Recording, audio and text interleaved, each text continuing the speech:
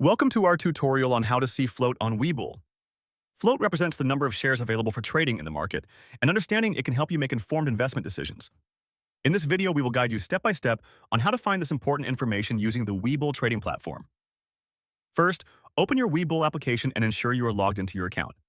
Once you are on the main screen, use the search bar at the top to find the stock you want to examine. Type in the ticker symbol or name of the company and select it from the drop-down list. This will take you to the stock's detail page, where you can view various data points related to the stock's performance. Now, look for the Summary or Market Data section on the stock detail page.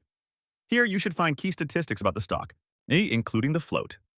If you do not see it immediately, you may need to scroll down or navigate to another tab labeled Overview or Statistics. The float figure is usually listed alongside other metrics such as market cap and trading volume. Finally, take a moment to understand what the float means for your trading strategy. A lower float can indicate higher volatility, while a higher float might suggest more stability. By analyzing the float along with other factors, you can enhance your trading strategy and make more informed decisions.